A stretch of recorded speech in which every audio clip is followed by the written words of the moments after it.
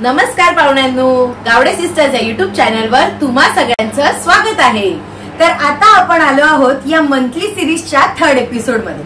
तुम्हा सर्वांना ठाऊकच आहे की या थर्ड एपिसोड मध्ये खूप साऱ्या गमती जमती गप्पा टप्पा या आपल्या पाहुण्यांसोबत तर होणारच आहे, पण आपण या आजच्या एपिसोड मध्ये विशेष ज्ञान प्राप्त करून घेणार आहोत आणि त्यालाच मराठीत आपण मराठी पॉडकास्ट असे म्हणूया। आता पॉडकास्ट म्हटलं की सगळ्या युवांना हे माहितीच असेल की एक्झॅक्टली हे काय असतं, पण तुम्हाला एका सोप्या शब्दात मी सांगतो। आपण एका पाहुण्यांकडून एक मुलाखत घेतो ज्यामध्ये आपण आपल्या ज्ञानात भर पाडून घेत असतो आणि यालाच म्हणतात मराठी पॉडकास्ट। तर आपल्या या मराठी पॉडकास्टच्या या आपल्या युट्यूब सिरीजचं नाव असणार आहे गप्पा विथ पाहुणे। आज आपल्याला पाहुणे भेटीला येणार आहेत, त्या पाहुण्यांचं नाव आहे सौ वैजयंती पंडित। या स्वतः गेली कित्येक वर्ष वर्किंग वुमन होत्या आणि आज त्या उत्तम धमाल मस्तीची रिटायरमेंट लाईफ जगत आहेत। चला तर मग आपण आपल्या या विशेष पहिल्या पाहुण्यांना भेटूया आणि गमती जमती त्याचबरोबर त्यांच्या क्षेत्रातलं विशेष ज्ञान जाणून घेऊया। आणि हेच विशेष ज्ञान आम्हाला तुमच्या समोर या युट्यूब चॅनलच्या माध्यमातून सादर करायचं आहे, म्हणूनच हा सगळा घाट।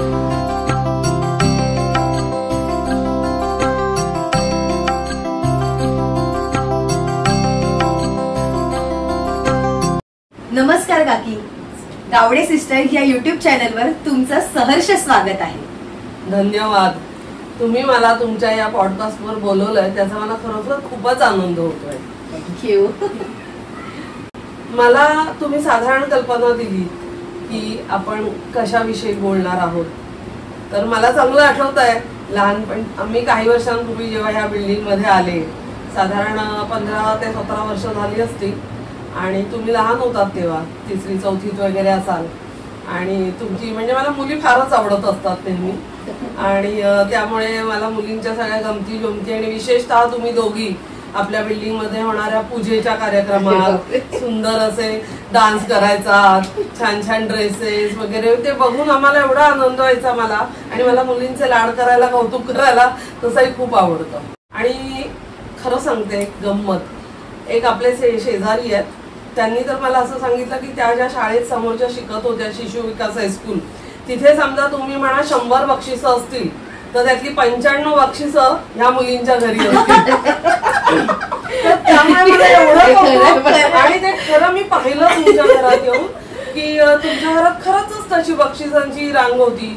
मला मग त्याच्याबद्दल आणखीन मला तुमच्याबद्दल प्रेम वाटायला लागलं। थँक्यू काकी, हे सगळं तुम्ही आम्हाला आमच्याबद्दलच सांगत आहात, जर तुमच्याबद्दल प्रेक्षकांना कळू द्या। बरोबर। मी काही नाही, मी अतिशय आत्ता तरी सामान्य गृहिणी आहे आणि जशा आता मी जेव्हा फेसबुक किंवा या सोशल मीडियावर इतर बायकांना लिहिताना वगैरे बघते तेव्हा मला असं वाटतं अरे आपण काहीच नाही। पहिल्यांदा मला नेहमी वाटायचं किंवा आपल्याला इतकं वाचलंय आपण, पण आत्ताच्या बायका लिहितात इतकं सुंदर, त्याच्यामुळे मी अतिशय सामान्य गृहिणी आहे।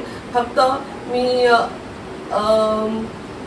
जरा जास्त वाचन करत असेल किंवा मी आता घरी जवळ काय काय पदार्थ वगैरे करण्याची आवड असल्यामुळे त्याच्यामुळे मी काहीतरी करत असते आणि लोकांकडनं कौतुक पण करून घेत असते। आणि दुसरं असं की मी पोस्ट ग्रॅज्युएट आहे, लिटरेचर पण घेऊन केलेलं आहे, त्याच्यामुळे वाचनाची आवड तर आहेच।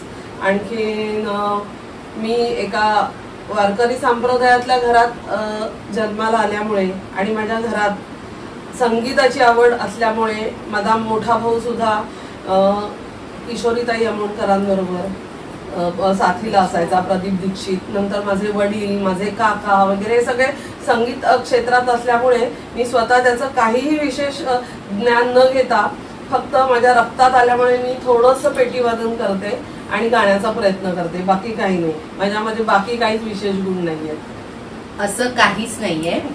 मी तुम्हाला ह्यांची स्पेशल वेगळी ओळख करून देते। कशी काय तू लहानपण कंटिन्यू कर। आम्ही लहान असताना म्हणजे दोघीही आम्ही लहान असताना काकी आमच्या सोसायटीत राहायला आल्या, तर त्यावेळेला आम्ही काकींना बघून खूप शॉक असायचो। शॉक म्हणजे यासाठी शॉक की आम्ही बघायचो की माणसंच फक्त स्कूटी चालवतात, तर काकी आमच्या सोसायटीमध्ये अशा एकट्या महिला होत्या ज्या स्कूटी ड्राईव्ह करून ऑफिसला जायच्या आणि यायच्या। तर काकींना आम्ही फक्त तेव्हाच भेटायचो. त्या तशा वर्किंग वुमन असल्यामुळे त्या आम्हाला कधी असं स्पेशली भेटायचं नाही. मुळात आम्ही त्यांना काय नाही भेटायचो कारण त्या तशा कडक शिस्तीच्या होत्या. तनय त्यांचा मुलगा तो आमच्यासोबत खेळायला असायचा, तर त्याच्याशी आम्ही खेळायचो. पण त्यांच्या घरी आमचं कधी असं जाणं झालं नाही कारण काकी तशा कडक शिस्त काकींची आम्हाला माहित होती. पण आमचं आवर्जून जाणं व्हायचं कधी तर आमच्या सोसायटीत, आता काकीच म्हणाला की आमच्या सोसायटीत खूप फंक्शन्स होतात, दिवाळी आली की आमचे प्रोग्राम चालूच होतात. मग त्यावेळेला काकींकडे आम्ही आवर्जून जायचो कारण आम्हाला त्यांच्या म्हणजे त्या दिवाळी संदर्भात आपण कार्यक्रम कसा पार पाडावा किंवा त्या संदर्भात सल्ले हवे असायचे. मग ते सल्ले घेण्यासाठी आम्ही खास काकींकडे भेट द्यायचो. हो, ही तर आमची लहानपणापासूनची जी काही आठवण आहे ती रसिकाने सांगितली. पण आम्हाला स्पेशली त्यांच्याबद्दल सलगी निर्माण झाली ती या लॉकडाऊनच्या काळात, जेव्हा त्या स्वतः रिटायर झाल्या. आणि खरं सांगते, एवढे सुंदर सुंदर पदार्थ आम्ही त्यांच्याकडून शिकलो करून घ्यायला. म्हणजे त्या करायच्या, आम्हाला खाऊ घालायच्या, एकदम आतुरता आवडीने हे सगळं करायच्या. आम्ही मग शिकायचो ते पदार्थ, आम्ही घरी करायचो, त्यांच्याकडे आणून द्यायचो. आणि हे झालं खाद्यपदार्थांबाबत. पण त्या व्यतिरिक्त एखादं पुस्तक म्हटलं की कुठल्या लायब्ररीत मिळेल, त्यांना स्वतः वेगवेगळ्या लायब्ररीची आवड आहे, तर तिकडे जातात, ते पुस्तक घेऊन येतात, वाचतात, त्या संदर्भ आम्हाला देतात. अगदी अलीकडच्या काळात आम्ही ठरवलं की हे युट्यूब चॅनल सुरू करायचं. पण बघायला गेलं तर सगळ्यांचेच आशीर्वाद पाठीशी आहेत. पण त्यामध्ये आवर्जून एक नाव सांगायचं झालं तर या काकी. आम्ही स्क्रिप्ट लिहायला सुरुवात केली की ही काकी आधी आवर्जून आम्हाला, म्हणजे आमचा पहिला चॅनलवरचा आमचा पहिला एपिसोड व्हिडिओ आला त्यानंतर काकी स्वतःहून आम्हाला सांगायला आला की तुमचं ह्या गोष्टी तुम्ही अजून सुधारू शकता किंवा हा जो शब्द आहे तर तुम्ही ह्या जागी हा शब्द वापरलात तर ते अजून खुलून लोकांना आवडेल, असं ज्ञान काकीच आम्हाला द्यायला लागल्यात. त्यानंतर तर आम्ही फिक्स केलं, म्हणजे ठरवलंच की आता आमची स्क्रिप्ट झाली की काकींकडे आम्ही आणून देतो आणि मग काकी आम्हाला त्या स्क्रिप्ट मधलं विशेष ज्ञान सांगतात की असं तुम्ही हे चुकला आहात, हा शब्द त्याच्यात ऍड करा, आणि मग ती स्क्रिप्ट तुमच्या समोर येते. आणि मग हे सगळं तर म्हणजे काकींमार्फत किंवा आमच्या ज्या चुका त्या काकींकडून दुरुस्त करून मग आम्ही तुमच्या समोर सादर करतो. पण कधी कधी काय आता आम्हाला असं वाटायला लागलं की आपण ही पॉडकास्टची सिरीज घेऊनच येत आहोत, तर अशा विशेष ज्ञान आम्हाला छान सल्ले देणाऱ्या, पंचांग, धर्म संस्कृतीबाबत माहिती असणाऱ्या व्यक्तींना स्वतःच आपण या ठिकाणी आमंत्रित करूया, त्यांच्याकडून आपण ज्ञान घेऊया. आणि जमल्यास आता बघा, या यंदाच्या काळात, या आधुनिक जरी काळ असला तरी प्रत्येकांना ना आता इतकी जाणीव झाली की आपण आपली संस्कृती टिकवली पाहिजे, आपण आपल्या वारसा हक्काने पुढे सांगितली पाहिजे. आणि मग कशा पद्धतीने, तर यासाठी हे ज्ञान आपल्याला जास्त भरीस पडणार आहे. तर आपण मुळातच त्यांच्याकडून या सगळ्या गोष्टी शिकून घेऊयात की असं काय चातुर्मास आहे किंवा असं वेगळे, कारण त्या स्वतः ब्राह्मण असल्या कारणाने त्यांची एक वेगळी खाद्य संस्कृती आहे, तर ती समजून घेऊयात. वेगवेगळं ज्ञान पुस्तकांबाबतीत, आणि या पलीकडे जाऊन त्यांना स्वतः एक गायनाची आवड असल्या कारणाने एक थोड्या काही ओळींची झलक सुद्धा घेऊया. चला तर मग आपण सुरुवात करूया या पॉडकास्टला. आणि आमच्या या काकींसोबत तुमचं देखील या पॉडकास्टमध्ये खूप खूप खूप मनापासून स्वागत. आपण या पॉडकास्ट सिरीजला सुरुवात करतो, तर मी काकींना हा प्रश्न विचारेन सुरुवातीला की आपल्या हिंदू धर्मातील खाद्य संस्कृती आहे, तर त्याविषयी तुम्ही काय सांगाल? आपल्या हिंदू धर्मामध्ये खाद्य संस्कृती सुद्धा ऋतुमानानुसार निवडलेली आहे. इतकं आपल्याकडे कुठलंही असं शास्त्र नाहीये की ज्याला काहीतरी जोड मिळालेली नाही. आता पावसाळा हा भयंकर आपला हा पावसाळा म्हणजे शेतीप्रधानच देश असल्यामुळे आपल्याकडे पावसाळा पण भरपूर असतो. आणि मग पावसाळ्याचे जे 4 महिने असतात तेव्हा भरपूर पाऊस पडत असतो, लोक घरात बसलेली असतात, मग घरात बसल्यामुळे फार हालचाल होत नाही, त्याच्यामुळे मग आपली पचन संस्था पण मंद झालेली असते. मग त्या म्हणून चातुर्मास हा त्या आपल्या ऋषीमुनींनी निवडलेला असावा, जो आषाढ महिन्यातल्या आषाढ शुद्ध एकादशी पासून म्हणजे देवशयनी एकादशी पासून सुरू होतो, तो कार्तिक शुद्ध एकादशीला म्हणजे प्रबोधिनी एकादशी पर्यंत 4 महिने म्हणजे श्रावण, भाद्रपद, अश्विन आणि कार्तिक या 4 महिने तो चालू असतो. हे 4 महिने म्हणजे हा चातुर्मास.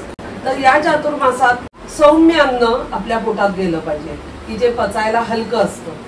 त्यामुळे कांदा लसूण हे उग्र असतात, त्यामुळे ते ह्या चातुर्मासात टाळले जातात. तसेच वांग्यासारखे वातूळ पदार्थ सुद्धा टाळलेले असतात.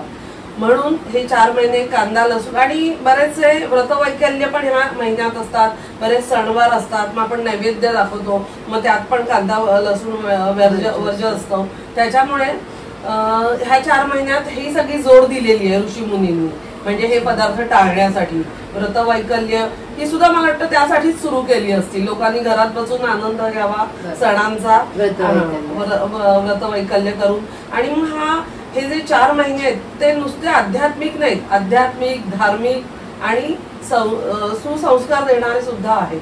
मग आता तुम्हीच बघा ना, या 4 महिन्यामध्ये जवळजवळ सगळे सण येऊन जातात, की अगदी नागपंचमी पासून, नागपंचमी, मग रक्षाबंधन, मग दहीहंडी, गोपाळकाला, मग गणेशोत्सव, मग नवरात्रोत्सव, दसरा, दिवाळी, तुळशी विवाहापर्यंत सगळे छान सण येऊन जातात आणि लोक त्याचा आनंदही घेत असतात.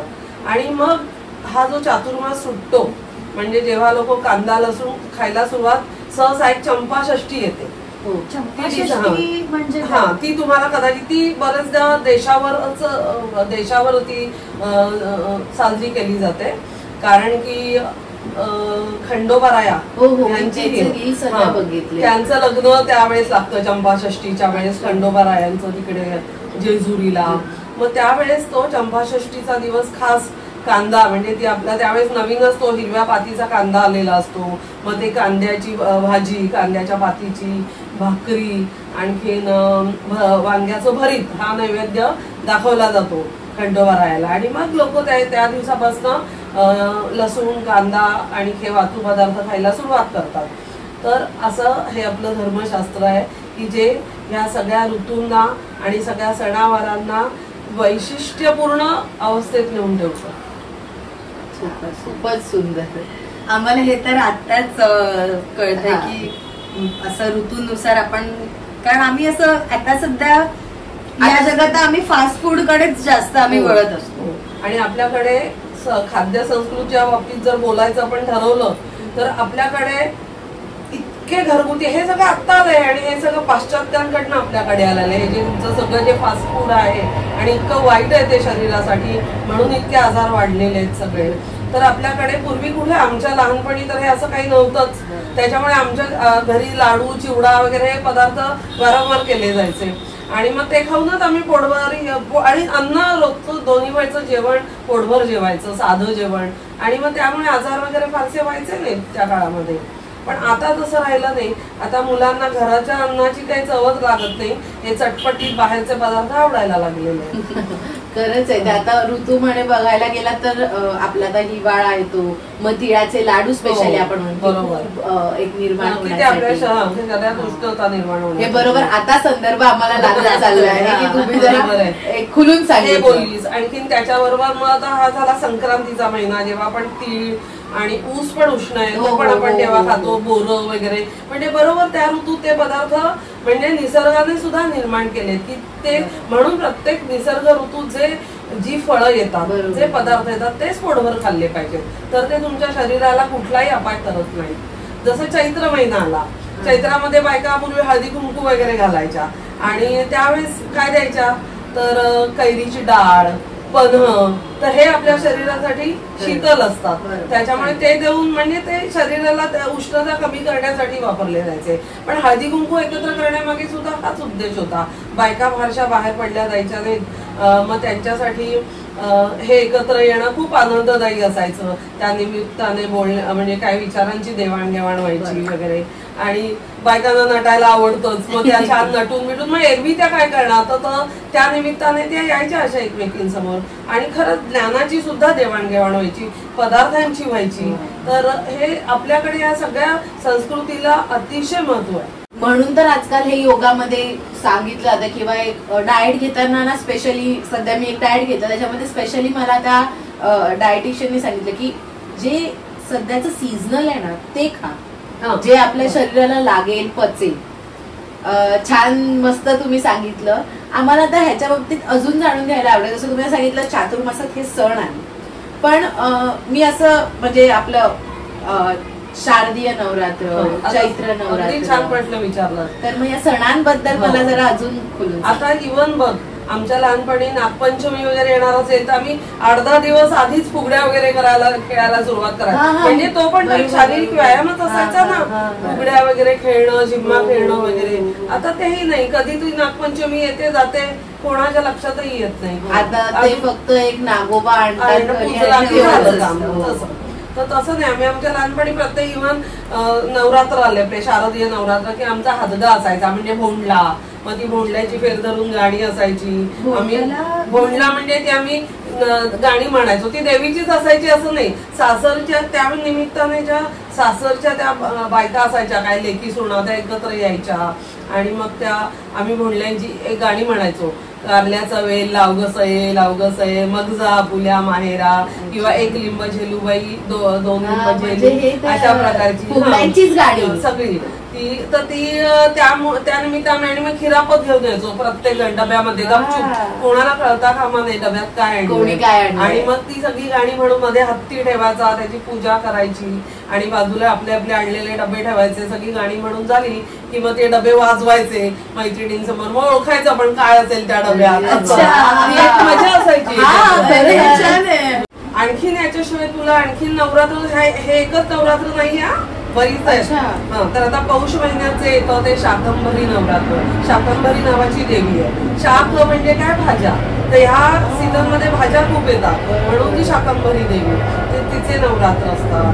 मग नंतर म्हणजे पौष महिना, हा पौष महिन्यामधले आता जानेवारीत येईल तो. नंतर एप्रिलमध्ये मारुती रायाचे, रामरायाचे नवरात्र. मग नंतर एक माघ महिन्यामध्ये गुप्त, माघ आणि आषाढ मध्ये 2 गुप्त नवरात्र पण असतात. कोणी कोणी आपल्या कुलदेवतेचे नवरात्र करतात. नंतर नृसिंहाचे, लक्ष्मी नृसिंहाचे नवरात्र असतात. त्याच्यानंतर दत्त महाराजांचे पण नवरात्र असतात. आणि खंडोबारायाचे नवरात्र असतात. एवढे सारे नवरात्र असतात. पण ते नवरात्र म्हणजे 9 दिवस नसतात, लक्षात. तिथीनुसार म्हणजे पाडव्यापासून नवमीपर्यंत असे येतात. तर ते 9 दिवस होतात. पण काही 6 दिवसाचे पण त्याला म्हणतात नवरात्र.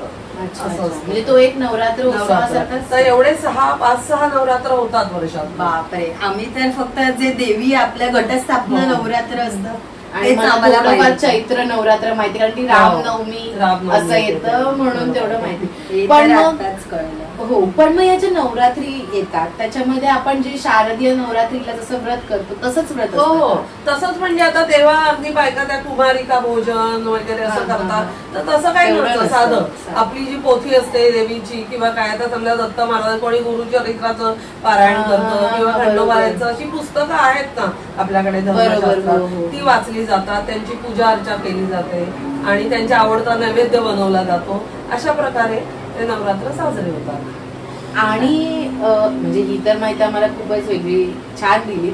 हे आम्हाला एवढं माहितच नव्हतं नवरात्रीबद्दल. आता आम्हाला असे कुठले तरी अजून सण सांगू शकता का जे तुम्ही, म्हणजे आता आम्ही ते करत नाही कारण आधुनिकता आली आहे, तर तुम्ही ते सण आम्हाला सांगा ना. तर आता त्यातले मला पण खूप नाही, कारण नंतर हे सगळं कमी होत गेलं माझ्या. आणि आता तुला महत्वाचं कोकिळी व्रत, म्हणजे व्रत असायची पूर्वी. बायका व्रत वैकल्य खूप करत असायच्या, म्हणून एक कोकिळी व्रत असायचं.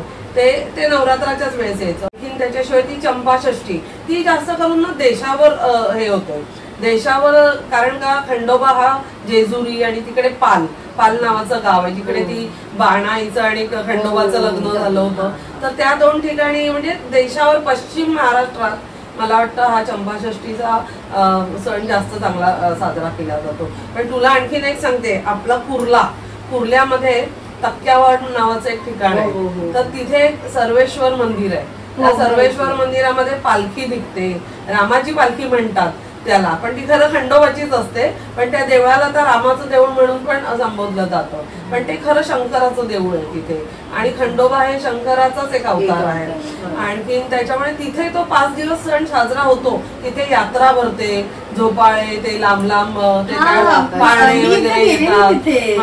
तर तिकडे पश्चिम महाराष्ट्रातली माणसं पण खूप असल्यामुळे, आणि पूर्वी कुर्ला हा कामगार वस्तीचाच शहर होतो. म्हणजे की Swadeshi mill, Swan mill, Premier company, Mukund company, बरोबर, इथे सगळे कामगार लोक असल्यामुळे आपला पण कुर्ला किती मोठा आहे. आपण नावं ठेवतो आता इतर काय काय घाण वगैरे बघून, पण खरं सांगते कुर्ल्यामध्ये ज्ञानेश्वरी सप्ताह अजूनही होतात साजरे. आणि मग तिथे कीर्तन, प्रवचन, हरिपाठ असे 7 ते 8 दिवसांचे, पूर्वी 15 दिवसांचे असायचे की हे हे छान साजरे केले जातात तिथे. आणि आम्ही लहानपणी हे सगळं ऐकायला देवळात जायचो, कारण आमचं घर वारकरी संप्रदायातलं असल्यामुळे आमच्याकडे सगळे कीर्तनकार, प्रवचनकार हे भोजनासाठी आमच्याकडेच असायचे. आणि त्यांची सेवा करण्याची अशी चढावड माझ्या भावांची, म्हणजे माझे आमचं एकत्र कुटुंब होतं. आम्ही अगदी त्यांचं पाटपाणी करणं, त्यांना सगळं रांगोळ्या काढणं, त्यांच्या पुढे उदबत्तीचं झाड लावणं, मग त्यांची सगळी सेवा करणं हे एवढं आम्हाला आवडायचं लहानपणी. आणि आमच्याकडे तो रिवाज माझा भाऊ अजूनही पुढे चालवतोय. अजूनही आमच्याकडे हे सगळे पाहुणे येत असतात. काकी याच्यावरून आम्हाला तुम्हाला असा त्रास द्यायचा आहे थोडासा. तुम्ही म्हणालात की तुम्ही हे जे तुमचं कुटुंब आहे तर ते गायन पण करतात तुम्ही, म्हणजे तुमच्या कुटुंबाच्या ह्याच्यानेच तुम्हाला गायनाची आवड निर्माण झाली. तर आम्हाला एक छोटीशी झलक बघायला मिळाली असती तर प्रेक्षकांना पण आवडलं असतं. हो, माझा भाऊ अंकुश दीक्षित, तो स्वतः आता कुर्ल्यामध्ये पण क्लासेस चालवतो आणि प्रसिद्ध आहे तसा तो. त्याच्या दोन्ही मुली सुद्धा संगीतामध्ये MA झालेल्या आहेत आणि संगीतामध्ये विशारद केलेले आहे त्यांनी. तबल्यात, पखवाजात म्हणजे मृदुंग आणि हार्मोनियम, मुली. किती छान सांगितलंय काकी तुम्ही. तुम्हाला त्याच्याविषयी पण त्यांच्याशी कधी चर्चा करायची असेल तर करू शकाल. म्हणजे आम्हाला स्वतःला, कारण त्या माझ्यापेक्षा जास्त त्यांना माहिती आहे याच्यातली. आणखी बघा तुम्ही भाच्यांनो, तुमच्या आत्या किती कौतुक करतायत तुमचं. नाही, त्या तशा त्या कौतुकास पात्रच आहेत एकदम. किती घराण्यात कौतुकाचं, म्हणजे तुम्ही आम्हाला एवढं. आणि आम्ही परमेश्वराची कृपा आहे या घराण्यात, दीक्षित घराण्यात मला जन्म मिळाला. ही खरंच परमेश्वराची कृपा. मी आजींना बघितलंय. आजी म्हणजे काकीच्या आई. त्याही एकदम चोख आणि त्यांचा रुबाबच वेगळा. म्हणजे नऊवारी घालायच्या, पण काय म्हणजे एकदम चापून आणि असं नाही, म्हणजे ती सफेद हा कलर त्या नऊवारीमध्ये असलाच पाहिजे. तिथेच त्यांचा एक मस्त असा क्लिअर छान असा करारी होती. आणि म्हणून आम्ही घरी जायला घाबरायचो. आणि नाही, तिच्या शिस्तीमुळेच ती आमच्यामध्ये उतरलेली आहे. आम्हाला खरं तिच्याकडनंच हे सगळं आलेलं आहे. आणखीन तर आता तुम्हाला गाण्याचं तर मी 2 ओळी म्हणते फक्त, तर मला सांभाळून घ्या, कारण मला वाटतं एका सिनेमातलं गाणं आहे, पण ते अभंगासारखंच आहे म्हणून मी म्हणते. गौरी हरा दीनानाथा धरीन तुझे पाय, गौरी हरा दीनानाथा धरीन तुझे पाय, रुसू नको माझ्या देवा तुझ माझी माय, गौरी हरा. किती छान. म्हणजे आम्ही मंत्रमुग्ध झालो, पण आम्ही तल्लीन झालो. खरंच मान्य करून घ्या बाबा. नाही, पण खरंच आता पण अक्षरशः पाणी आलं की म्हणजे ते 2 सेकंड पण खूप काही देऊन, पॉझिटिव्ह एनर्जी देऊन, बोलण्यासाठी नाही, पण आम्ही खरंच मनाला एकदम लागलं. खरंच. बरं, हे संस्कार तुमचे सगळे असे घरातून आले. तर मला ना, म्हणजे आता मी जेव्हा प्रेग्नेंट होती तेव्हा मला ना आमच्या काकीने असं मस्त पुस्तक दिलेलं. साहजिकच ते सगळे बालाजी तांब्यांचं होतं का? तांब्यांचंच होतं.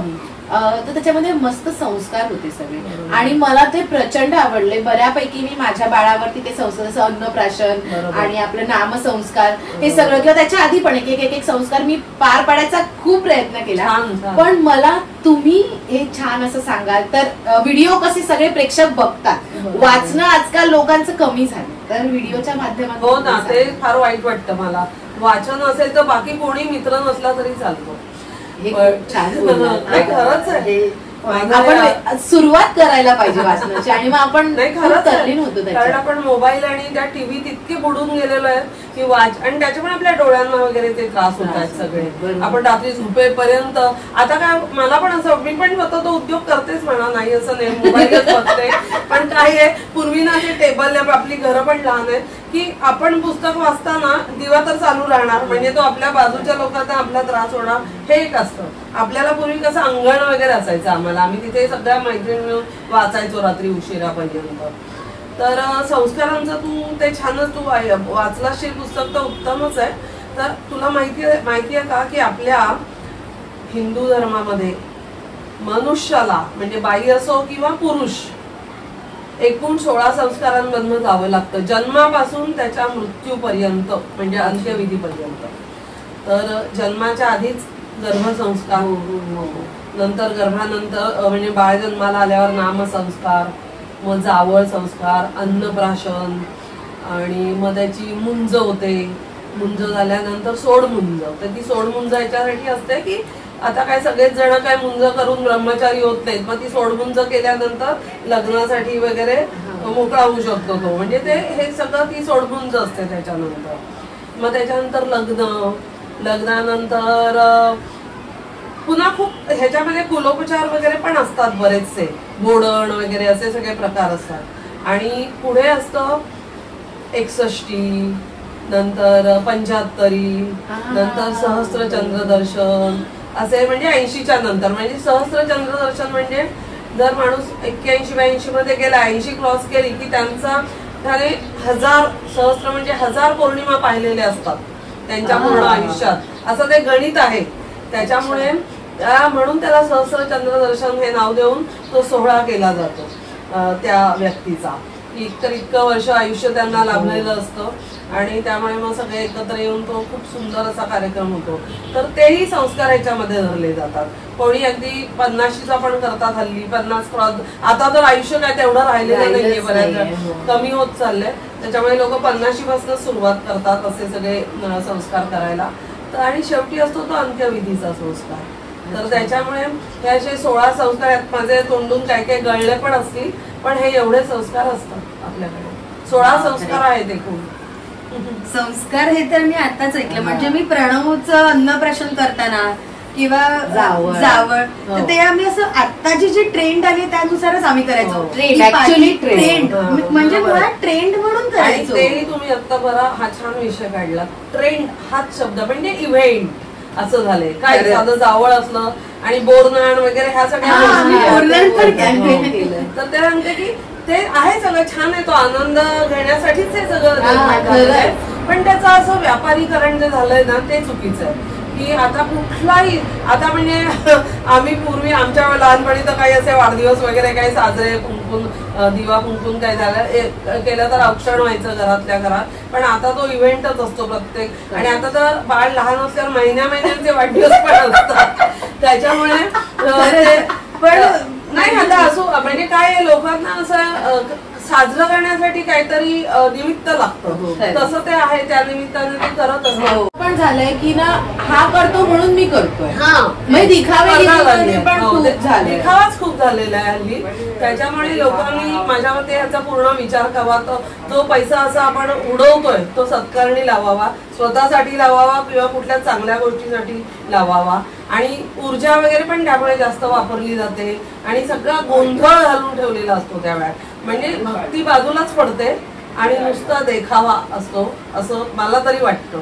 पूर्वी असं नाही, सगळं शांततेत असायचं. हे सगळं शांततेत म्हणजे घरी नातेवाईक एकत्र यायचे आणि मग ते एकत्र येऊन घरामध्ये धमाल भजन वगैरे असं सगळं करायचो. 4 पदार्थ जास्त पदार्थ जायचे आणि सगळ्या बायका यायच्या, सगळ्या नातेवाईक बायका, आणि मजा करायच्या त्यावेळेस. पण आता ते मजा म्हणजे हीच म्हणजे हे भक्तीच असायची. हे सगळं देखावा वगैरे हे काही नव्हतं. पाटावर आणून आमच्याकडे तर गणपती बसवला जायचा.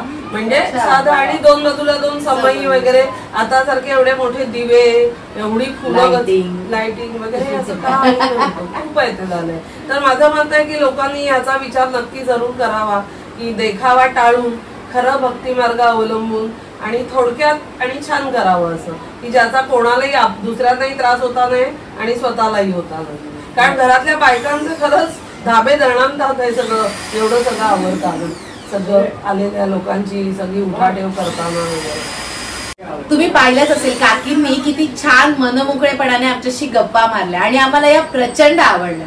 हे बघून तुम्हाला कळलंच असेल की काकी मी तर या वेळेला म्हणू इच्छिते की म्हणजे आम्हाला एक मोफत खजिनाच सापडलाय जो आम्हाला मोफत ज्ञानात आमच्या भर पाडत असतो. आणि आम्ही हवं तेव्हा असं दरवाजा ठोकवतो, उघडतो, द्या मला जरा, असं आमचं सगळं चालू आहे. खरंच मला आता पुन्हा एकदा तुम्हाला शुभेच्छा द्याव्याशा वाटतात की तुम्ही एकतर मला पहिल्यांदा पाटावर आणून बसवलं आणखी मला मोठी जबाबदारी दिली. मला माहिती आहे माझ्यातनं खूप चुका झाल्या असतील, मला सांभाळून घ्या आणि प्रेक्षकांनी सुद्धा. आणखीन ह्या तुम्हाला दोघींना माझ्या खूप खूप शुभेच्छा. धन्यवाद. धन्यवाद. तुमचंही विशेष आभार. खरंच खूप धन्यवाद काकी की आम्ही कमी वेळात काकींना सांगितलं की काकी आपल्या या पॉडकास्ट चॅनलवरती पहिले पाहुणे हे तुम्ही असणार आहात. आणि काकीने झटपट तयारी करून आज आम्ही शूटला बसलो आहोत. आमचं झालंही पॉडकास्ट. अतिशय कमाल झालं. म्हणजे आम्हाला दोघांना कल्पनाही नव्हती की इतकं सुंदर पद्धतीने आमचं हे होईल आणि इतक्या छान स्मूथली त्या सांगतात. म्हणजे काही रिटेक नाही, कुठल्याच गोष्टीचा अडथळा नाही किंवा अडकून बोलणं हेही नाही. आणि कदाचित तुमचे सगळ्यांचे आशीर्वाद आमच्या सोबत राहू दे. आम्ही अशाच नवनवीन पाहुण्यांना आमच्याकडे बोलवत जाऊ. आणि चालेल, आता आपण वळूया सांगतेकडे. आता आपण विशेष पाहुण्यांचे म्हणजे आम्ही काही मोठं नाही पण एक आभार मानण्यासाठी थोडस काही गिफ्ट घेऊन आलो आहोत. तर ते देऊया. आमची क्रिएटिव्हिटी पण आहे. हे मला छान ही आमच्याकडून एक आठवण तुम्हाला. खूप छान. हे खूप छान आवडलं. आणि हे छोटस हे याची खरी आवश्यकता नव्हती. खरंच नाही. Thank you so much. हे खरंच सुंदर आहे. छान थँक्यू. तुमच्यासाठी शुभेच्छा आहेत. असंच दीर्घायुष्य तुम्हाला, निरोगी दीर्घायुष्य लाभो. आणि तनयाला पण सगळं आवर्जून सगळं छान मिळो. तुम्ही सगळे, तुमची मैत्री टिकून राहो सगळ्यांची. हे खूप छान गेलंय, मला खूप आवडलं. थँक्यू. चला तर मग भेटूया येता येणाऱ्या शुक्रवारी एका नवीन एपिसोडसह. तोपर्यंत बाय.